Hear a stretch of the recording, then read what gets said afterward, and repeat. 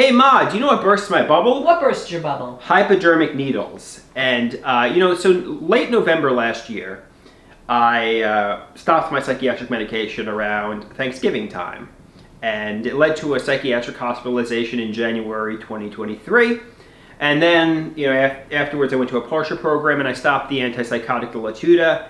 And then I had another hospitalization in April. And, I'm still very much in the recovery stages. At the moment, I'm on Abilify and Depakote, and I'm on injectable Abilify. Although I'm not AOT ordered to take the Abilify, I'm on injectable to prove to my mother and people in general how I'm being compliant. Your doctor. However, I don't really like needles, and I don't really like getting injections. And I'll describe to you something that happened today that really upset me regarding that. I got an injection today in the arm, and I drink a lot of water. And you said obviously don't look at it, don't touch it. But obviously the Advil.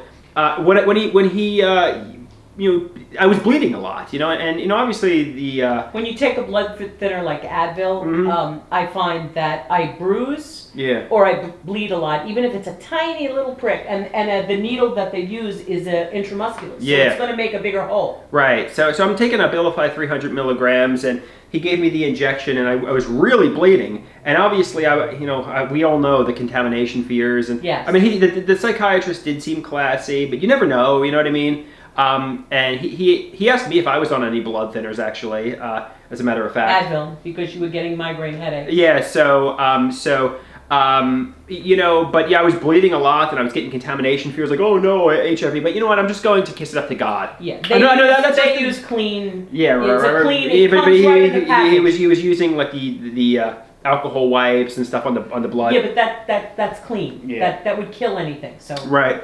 So obviously, I think to myself, obviously, when it came to January 2020, 3 years ago, it was just a ridiculous overreaction. There was no hypodermic needle. In hindsight, why did I even do that? I think you weren't sure, and I think you, like the tsunami we talk about, I think you worked it up into a tsunami, thinking that what if it was? Yeah. I was in Manhattan. It was New Year's Eve. There were a lot of people. And things do happen. It's like. Yeah, I never should have gone over to the emergency room. I never should have taken. But Andrew, I never should have taken anti-HIV Eccentrics and Truvada for the month of January 2020. Doctors and nurses that they potentially think that they've either been splashed with and or stuck with a needle and they take care of HIV patients. Yeah. So they have to take those antivirals sometimes often. Well, it was unnecessary. Like they say, hindsight is 20/20. But today, obviously it was even worse than January 2020 because I was literally bleeding a lot. But it's a doctor that was taking care of you. Yeah. It's a doctor that was taking care of you. It's not like you were having a drug addict say, "Here, let's share a needle."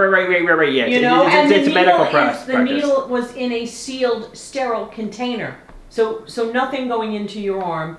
People get the blood taken and injection. I worry more about the labs when you go to the labs, making sure that the people are wearing gloves and making sure they don't touch the needle. Yes, but hopefully once I prove compliance for 3 months, like 3 months of injections or so, I think hopefully I can go back to the pill Abilify, right?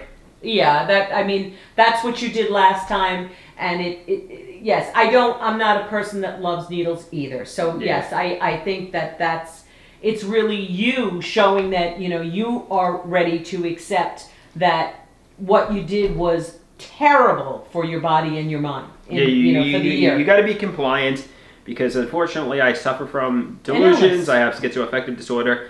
And, I might need, maybe not the mega regimen that I was taking for like 10 years, but maybe just a little bit of something. As long as you add real life experiences, happiness, and calming things like meditation, exercise. Like they say, real world experiences like Keeps you in the real world. socialization, financial independence, a job, a life, a girlfriend, intimacy. That'll make you happy. No, I mean that's more effective in mental health recovery than any Closeral. The problem is if you're going to sit in solitude and post on social media, it's going to wind you're going to be alone in your head. You're going to be in a daydream world. You're not going to be in touch with reality. So they're going to start prescribing mega regimens of medication. And the thing is, know what you were taught. I mean, I know. therapy. Dr. Copland said, sitting home all day long, not getting intimate, having no friends. I mean, like that, like it was a powder keg, And thankfully, we have the apartment now where I get some privacy. But even that, it feels sometimes like solitary confinement. The key to recovery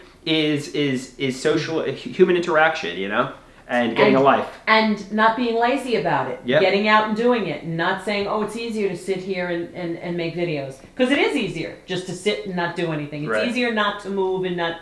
But you know what triggers a tsunami.